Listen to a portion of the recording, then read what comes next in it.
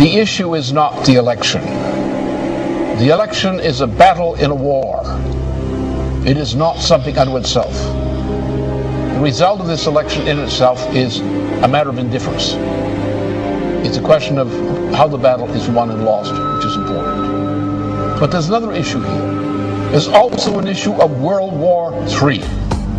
And World War III is between the British Empire, better known as the Anglo-Dutch liberal banking financial system on the one side, and the principal nations of Eurasia, Russia, China, India, and other nations are the targets of intended warfare by the British Empire, which is already turning Europe into a mere colony of the British Empire through the program of the Lisbon Treaty.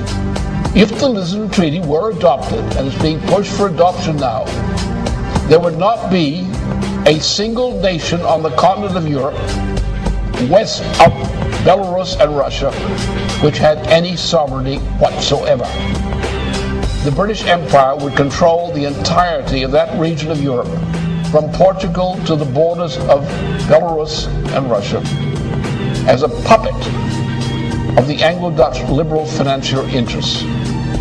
It is those interests represented in the United States for a long time have taken over control of the US dollar, control of the United States. Now they're moving in for the kill.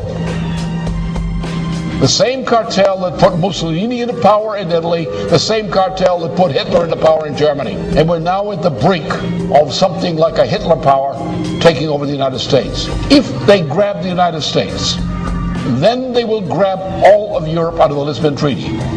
If they control the United States and the parts of Europe under the Lisbon Treaty, then you will have an actual fighting war emerging on this planet. You will have dictatorship. You will have mass starvation. The elimination of whole sections of the population of parts of the world through starvation. And that's part of the British program. It's the food war. That's the situation. We're not dealing with an election. We're dealing with whether there is in the United States, in the top layers of society, the moral fitness to survive. And so far the vote is in the leadership of the Democratic Party and the Republican Party, neither is morally fit to survive. They're as unmorally fit to survive as the people who backed Mussolini and backed Hitler back in the 1920s and the 1930s. And if we allow this to happen, we will get the same kind of treatment that the victims of Mussolini, Hitler, and so forth suffered. That's where we stand. We have to win this war against that evil empire.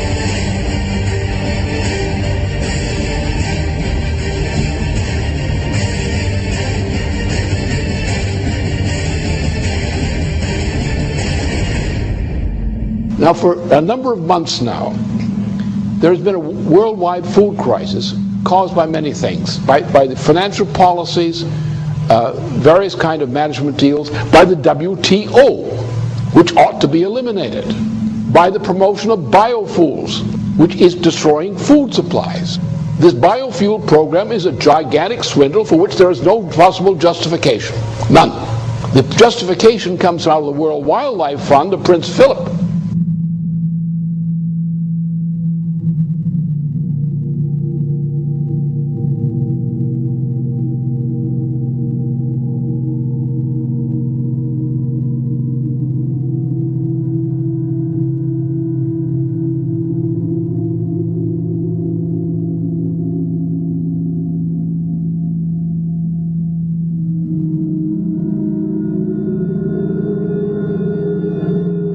in Zimbabwe, for example? What's the crime? You have an African population in Zimbabwe, which was one of the biggest fighters against the British Empire. They're not allowed to develop their own territory because London, by various mechanisms, prevents them from doing so. And London uses the farms it allows to prosper in former Rhodesia to feed the populations of Britain. So you have non-African farmers running farms, producing food in Zimbabwe for the edification and fattening of Brits. But the rest of the population is inhibited in any attempt to develop. What they've done is they've taken industries, manufacturing industries in particular, agriculture in particular, and countries which were good agricultural producers or good manufacturing producers have been stripped of those industries. Those industries have been taken to populations where the lower 80% of the population is illiterate. So you have colonies of manufacturing in countries in Asia, Africa, and so forth, South America, where the people, the 80% of the population, does not participate in the economy.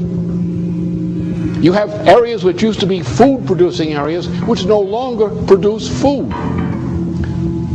Because what you're having is a world dictatorship under the name of globalization, better called the new Tower of Babel, in which the cultures are being destroyed as the United States is being destroyed, as Germany is being destroyed, as Italy is being destroyed, as France is being destroyed, and the attempt to make war on China, India, and Russia.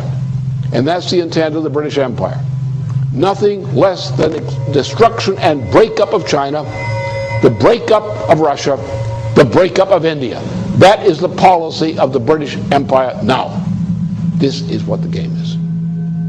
And if this game is not stopped, I can tell you there'll be no planet. But then come back to the food question. If you want to get the American people and other people of other nations up on their hind legs, acting like free people rather than battered slaves, tell them their food for tomorrow morning is not there.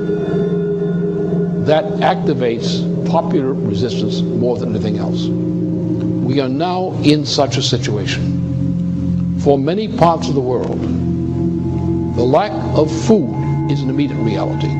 There is a growing explosion throughout much of the world over this food shortage issue.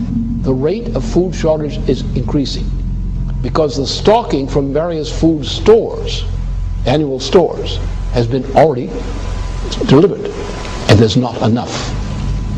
So as the fact of the empty warehouses and equivalent forms of supplies, as these things go down without food, the food crisis is going to accelerate.